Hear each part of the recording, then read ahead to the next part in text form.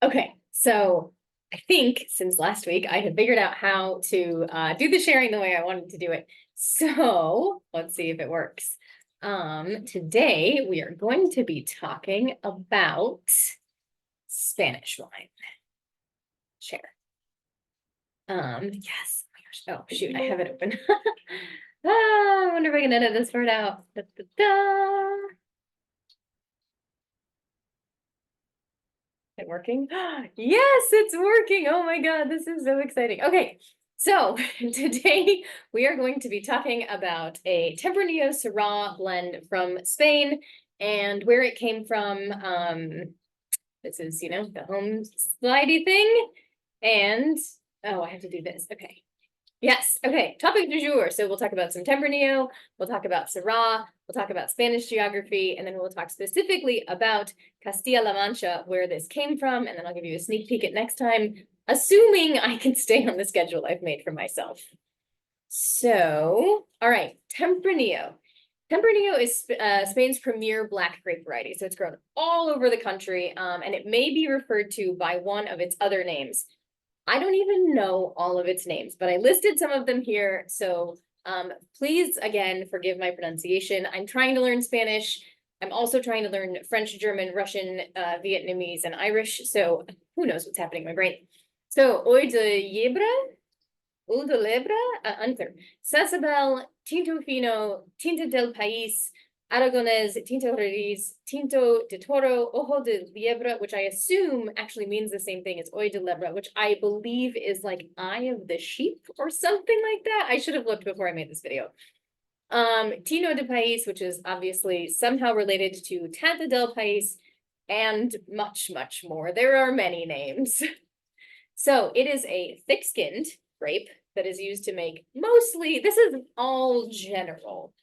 There are exceptions, but mostly it is used to make dry wines that are medium to medium plus tannin, medium to medium plus acidity, medium alcohol, medium to full body, and we are going to be looking for notes of cherry, strawberry, blackberry, plum, fig, cedar, dirt in a good way, tobacco, dill.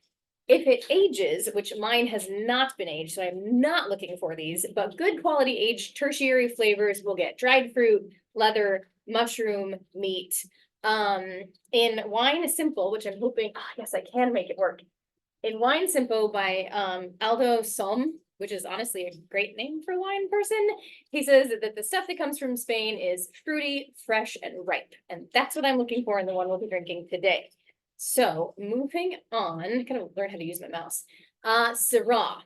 This is an international variety. So this is not native to Spain. It's native to Ron, and it is also the most planted grape in Australia, where I think we've discussed it goes by Shiraz.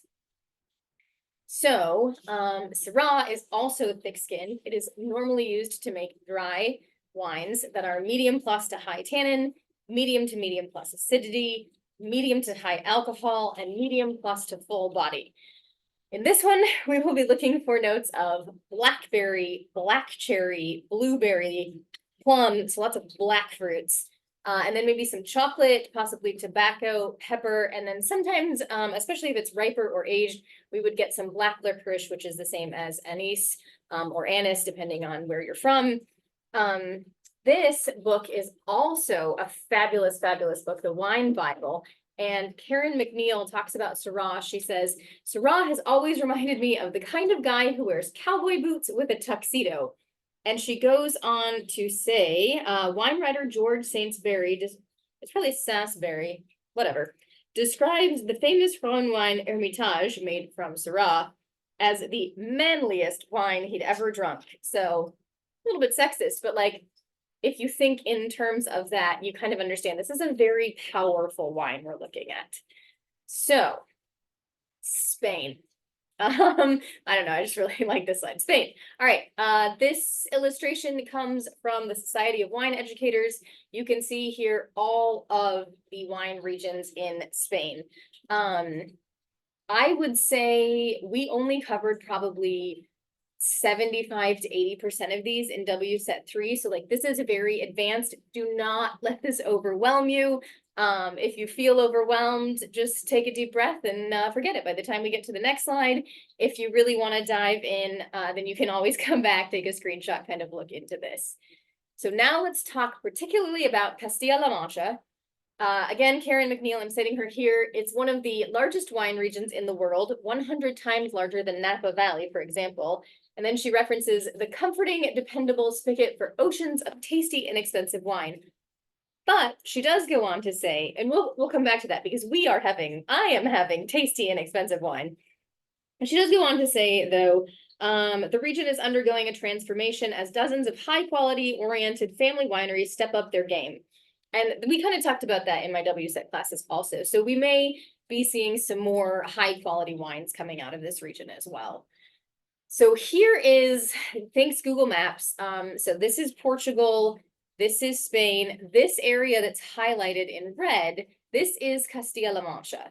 And then on the next slide, I want to show you, so see how all of this is like this is green and this is pretty green. I mean, it's not super green, but this, I understand it's highlighted, but it is also very brown. And that is because this is, okay, so for some reason, meseta is all the way up here. Meseta means plateau. And this is kind of the central plateau of Spain. So this is coming up above.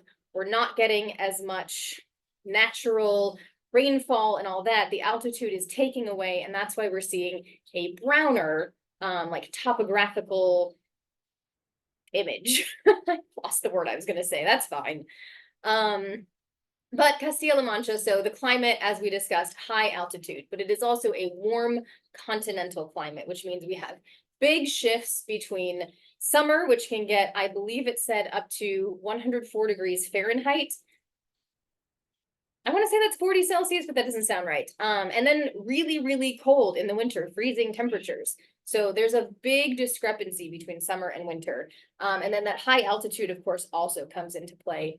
I threw in a pretty picture from winesearcher.com. These are just the fields. And if you see these windmills in the background, so La Mancha is home to, Don Quixote, our fictitious windmill fighter, the man of La Mancha. Other grapes, wow, okay, let's do, Other grapes grown in this area are Eren, which is actually the most prevalent grape in this area, and it's a white one. It makes fresh, fruity wines. We've also got international varieties, Cab Sauv, Merlot, Chardonnay, Sauv Blanc. A lot of grapes are grown here. Here's another picture. I'm really trying to credit everything so I don't, get sued. I just thought this picture from winetourism.com was stunning. And then I have to move my own head. Okay.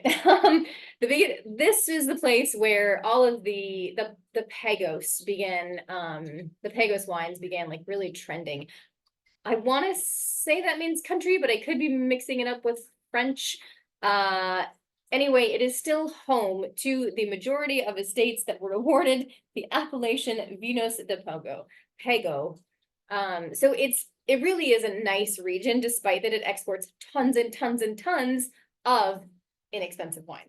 I mean, I'm not opposed to inexpensive wine as long as it's pretty nice. And then I actually just really liked this picture, and I think it's cool if you see down in the bottom I have cited. So this website, Spain.info, and then the rest of the website that I've included is where I got this picture, and it's a whole place to build an itinerary around all the wine regions in Castilla-La Mancha. So I thought that was super cool. I'll put it in the video description so you can check it out. You can either fantasize a trip or maybe you'll go on a trip. I don't know. Okay, and then our last slide, NerdVine, that's me. Like and subscribe, pretty please. In summary, I am drinking, how do I make this show? Aha, this way, Castillo del Moro. It is 80% Tempranillo. In Castilla-La Mancha, it is called Sensabel, and it is 20% Syrah. I got it on Splash Wine. The price was listed as $14.95, but I got it in one of their curated packs, so I want to say it was probably $8 when you average out all the wines I got. It is currently sold out. I don't know if it will come back, but in the video description, I'll include a referral link. You can get $25 off your first order over $50 if you want to check out some inexpensive wines. And now we will taste. The bottle's empty because I decanted it, not because I drank the whole thing already. And while we taste, I'll mention that the next video, if I, have my life together and do what I think I'm supposed to be doing, will be a Cape Red from a Cape blend, red Cape blend from the Western Cape of Africa. So now we're going to look at this. Give it a little swirl. It is, I don't have white underneath it, so I'm deceiving myself. I didn't plan ahead. It is dark from the Syrah, though.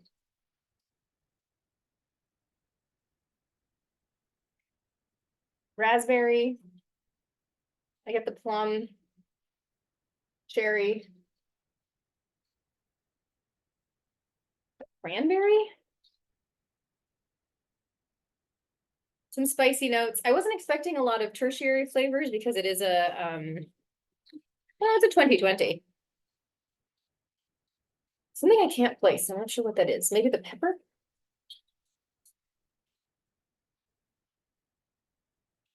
I almost get like a white pepper though, and I was expecting green peppercorn or black pepper.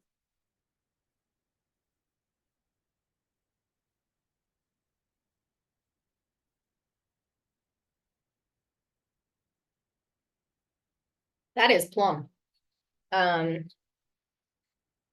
cherry.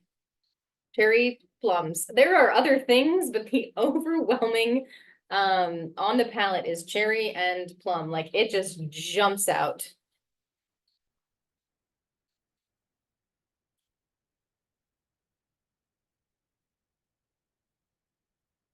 That's nice.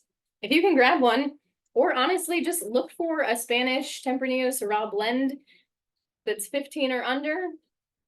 Spain knows what they're doing. All right, I will see you next week. Hopefully we're going to Africa. I just don't want to make promises anymore, but I did put it on the screen. So, happy travels.